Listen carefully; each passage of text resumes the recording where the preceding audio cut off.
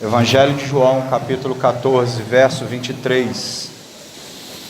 Jesus respondeu e disse-lhe: Se alguém me ama, guardará a minha palavra, e o meu Pai o amará. E viremos para ele, e faremos nele morada. E o verso 24: Quem não me ama, não guarda as minhas palavras. Ora, a palavra que ouvistes não é minha, mas do Pai que me enviou. Palavras do Senhor. Ao responder a pergunta de Judas, porém não Judas Iscariotes, pergunta essa que nós encontramos no verso 22 do capítulo 14 de João, Jesus vai explicar aos seus discípulos que ele haveria de se manifestar a eles por meio de dois princípios. O primeiro seria através do princípio do amor dos discípulos para com o Senhor. E um segundo princípio que faria com que Jesus viesse a se manifestar aos seus discípulos se daria pelo princípio que automaticamente é consequência do primeiro, que é o amor. E esse outro princípio é a obediência, porque quem ama obedece. O Senhor mesmo nos diz aqui no verso 23 que eu acabei de ler: se alguém me ama, guardará as minhas palavras. Isso é consequência de amor, isso é consequência de obediência. Porém, o Senhor vai falar para nós ainda dentro do verso 23.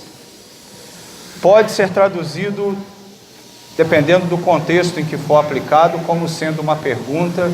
Pode também ser traduzido, também dependendo do contexto em que for aplicada essa palavra, como sendo uma afirmação, quando o Senhor diz: se alguém me ama. Ora, amor de palavras, da boca para fora, sequer pode ser chamado de amor. E Jesus é o grande exemplo de amor a ser vivido na prática, não apenas de palavras. E os seus ensinamentos transmitidos não apenas aos discípulos, aos 12, mas também aos 70, quando envia-os às multidões.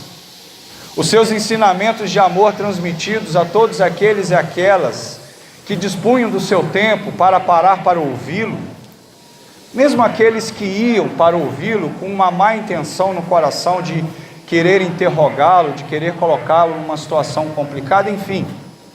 O Senhor aqui está nos falando de amor. Na verdade, se nós pegarmos todo o contexto do livro de João, João vai falar a respeito disso de Jesus. Ao contrário dos outros três evangelistas, Mateus, Marcos e Lucas, João apresenta Jesus como sendo Deus, o próprio Deus. E a Bíblia diz que Deus é amor. Então, se João está falando de Jesus como sendo o Filho de Deus, o próprio Deus, automaticamente João no seu livro está nos apresentando o amor personificado na pessoa de Cristo. E aí eu repito, viver o amor apenas de palavras sequer pode ser considerado como sendo amor. E Jesus amou na prática. Jesus amou na prática, como João capítulo 1, verso 1 nos coloca, quando ele ainda era o verbo, e esse mesmo verbo que estava com Deus, e esse mesmo verbo era o Deus, ou seja, a palavra. Jesus nos amou quando ele desce de sua glória e se faz homem e vem habitar no meio de nós, abrindo mão de todo o seu senhorio, não deixando de o ser. Jesus nos ama quando ele cura aquele cego. Jesus ama quando ele cura o coxo. Jesus ama quando ele cura o paralítico. Jesus ama quando ele liberta o endemoniado. Jesus ama quando ele olha para você, mesmo você não dando importância para a palavra dele, que é a pessoa dele, mesmo assim ele continua te amando. Jesus, por amar, não julgou aquela mulher que foi pega no ato do adultério, mas por amar aquela mulher, ele não apoiou o seu erro, mas a exortou para que ela não viesse a cometer o mesmo erro.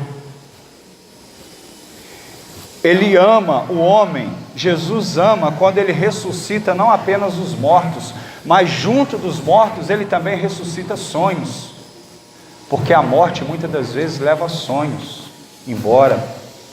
E eu não falo apenas de uma morte física, mas eu também falo de uma morte espiritual. Quantos são aqueles e aquelas que se dizem crentes, que num determinado momento da sua vida se encontram como Mefibosete, se arrastando pela vida espiritualmente falando. E Jesus, por nos amar, Ele vem trazer libertação, Ele vem trazer cura para as nossas vidas. Conforme nos diz o salmista no Salmo 139, verso 16, Ele te amou quando você ainda era informe no ventre da sua mãe.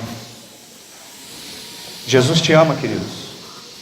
E junto dessa promessa de amor feita pelo Senhor a respeito da vinda do Espírito Santo, Jesus também coloca uma condição para nós, para que nós venhamos a receber a presença do Santo Espírito sobre as nossas vidas, para que a gente venha a desfrutar da presença do Espírito Santo sobre as nossas vidas. O Senhor coloca uma condição para nós que está do início ao final do capítulo 14 de João, que é que nós devemos amá-lo, porém não apenas amá-lo, mas guardar as suas palavras, porque como eu disse no início, quem ama obedece.